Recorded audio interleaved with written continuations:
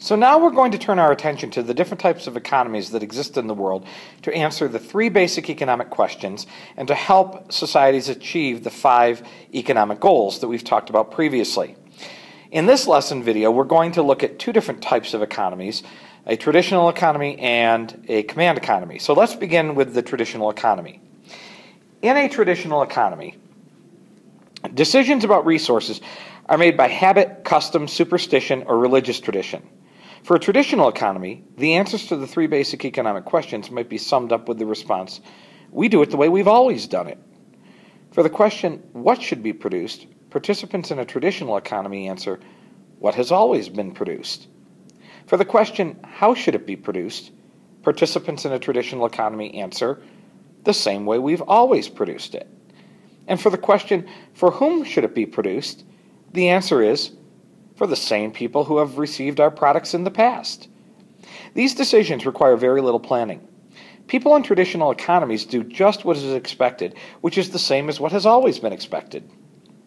Although traditional economies are rare in the 21st century, they still exist in remote parts of Africa and the islands of Oceania in the Southwest Pacific. For example, the Melanesian clans of Papua New Guinea, an island located north of Australia, live in traditional agricultural villages much as they have for thousands of years. Within our own country, here in the United States, the Amish people, a religious group that emphasizes simple living, operate something close to a traditional economy. Many of the Amish drive horse-drawn buggies like you see in this picture, instead of cars. Some do not have electricity in their homes, and they tend to work at farming, carpentry, baking, and other traditional occupations. So you might be asking yourself, well then, what is the incentive to produce goods and services in a traditional economy? Why would people even bother doing that? Well, the incentives include both social approval for performing well at a traditional role and disapproval for rebelling against traditions or performing poorly. Serious violations might be met with punishment or even banishment from the community. But because traditional values are instilled early in life and exposure to outsiders is often limited, much of the behavior in a traditional economy is determined by established patterns. There are, however, some advantages to traditional economies. Traditional economies tend to provide economic security. Every person has an economic role to play. Unless there is a natural disaster like an earthquake or a flood, there are no dramatic changes in the economy, so people don't have to worry about losing their jobs. Traditional economies also tend to be sustainable because they grow very slowly, if at all. And they can achieve a relatively equitable distribution of goods and services, at least according to the traditional standards of the community. But as you can imagine, there are some drawbacks to traditional economies, and that's why we don't have many of them. They rarely achieve the goals of economic freedom, economic growth, and a high standard of living. Equity can also be a problem if the standards of the community are unfavorable to certain groups, such as women. Some traditional societies resist the adoption of new technologies, such as electricity or the internet, that contribute to education, health, comfort, and the satisfaction of other needs and wants. As a result, living standards generally remain low. If you lived in a traditional economy, your freedom would be limited because your future would be largely determined by your family or by the judgment of the village elders. If you were expected to be a hunter or a chicken farmer, you could not start a business or become a musician. So now let's turn our attention to another type of economy, which existed more in the 20th century than it does today, and this is called a command economy. In a command economy, central planners make the important decisions about what, how, and for whom to produce. Communist and socialist economies are examples of command economies. Under communism, legislators from a single political party, the Communist Party, establish wages, oversee production, and allocate goods according to what they judge to be the needs of their citizens.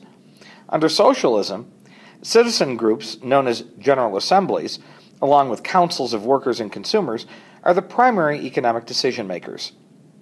These groups sometimes work in cooperation with a centralized government.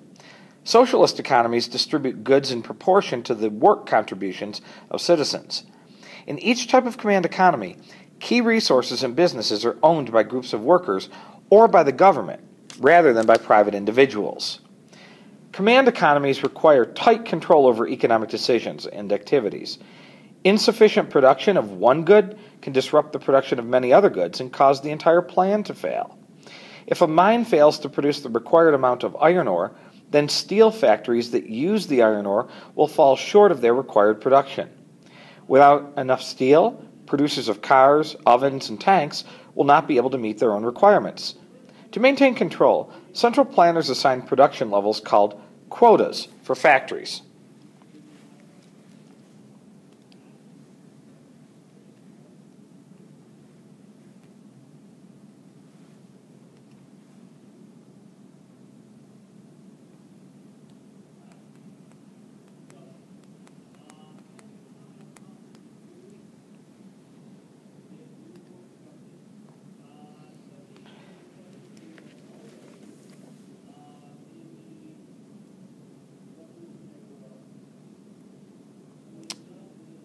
If central planners want 1 million cars to be produced this year, they will issue a quota of 1 million cars to manufacturers.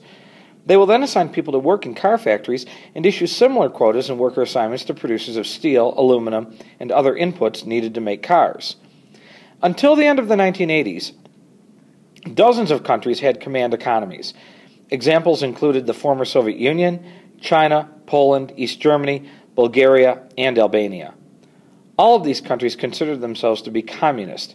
Their systems featured a combination of central planning, public ownership of key resources and businesses, and authoritarian political control, meaning that political power was held tightly by a small number of government authorities who demanded strict obedience. These systems were not successful. Today, almost all the former communist countries have abandoned public ownership and central planning. The Soviet Union no longer exists, and most of the countries of Eastern Europe have transitioned to market-based systems. However, China, North Korea, Cuba, and Vietnam are still among those that retain authoritarian political control. So now you might be thinking, well, okay, with a command economy, again, what incentives are there to produce? The incentives in a command economy come from the government. To ensure fulfillment of the plan, rewards and punishments are given to the managers of factories, transportation systems, schools, and other key enterprises. Those who meet their production quotas might be rewarded with better jobs, nicer apartments, or access to luxury goods such as cars or vacation homes. Those who fall short may be demoted or transferred to less desirable locations. Anyone caught using government-owned resources for personal gain is likely to receive a stiff prison sentence. These incentives are designed to ensure that production goes as planned in each industry and to avoid glitches and delays that can have a domino effect across industries and cause the central plan to fail. But there are some advantages, even in a command economy. They can provide economic security to people. The central planners guarantee employment by assigning every person to a job that is part of the plan. No safety net is needed because everyone works for and is paid by the government, and many basic needs such as housing, education, and medical care are provided by the government without charge. As long as the country has reached a level of production high enough to provide basic goods and services for everyone, a command economy can make great strides in eliminating hunger, homelessness, illiteracy, and extreme poverty. The Soviet Union and many other command economies eventually managed to satisfy the most basic needs of their citizens during the first half of the 20th century. Command economies also have the ability to adjust rapidly to changing circumstances.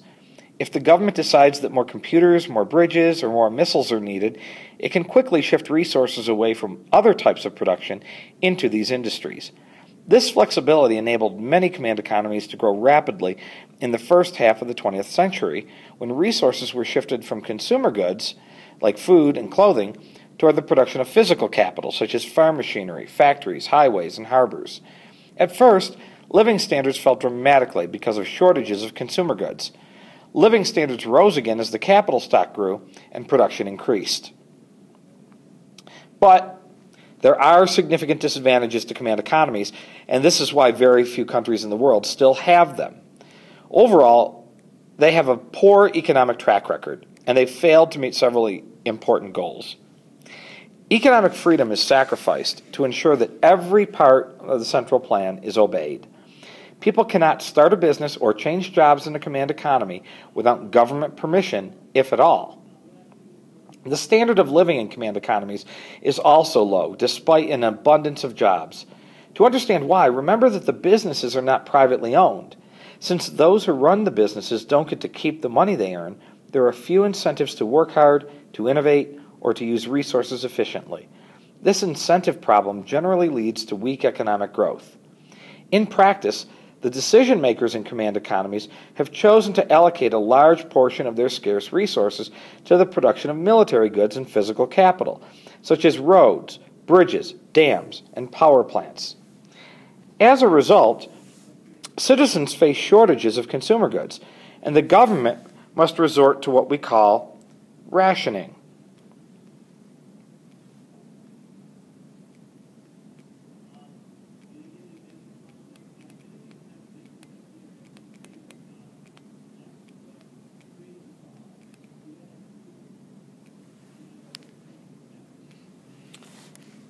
Rationing refers to the placement of limits on the amount of goods each person can have. For instance, in Cuba, which still has a command economy, people want more cars than are available, so cars are rationed. When the goods consumers want aren't available in adequate quantities, illegal underground markets flourish. Those lucky enough to get rationed goods will often resell them secretly at a price much higher than what they paid.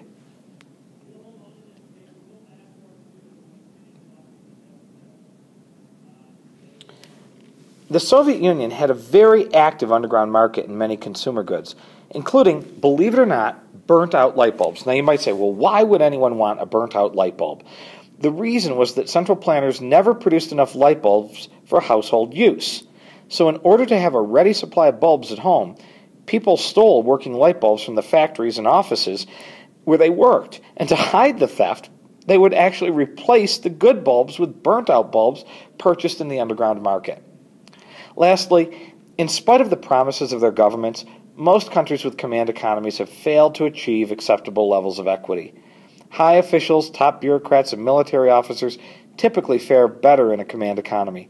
They get special treatment, such as better housing, medical care, and access to special stores stocked full of consumer goods that the rest of the population cannot buy.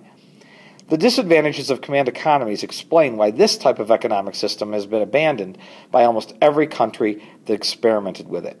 Instead, these countries have moved to the third type of economic system that we will examine in the final lesson video of this module, the market economy.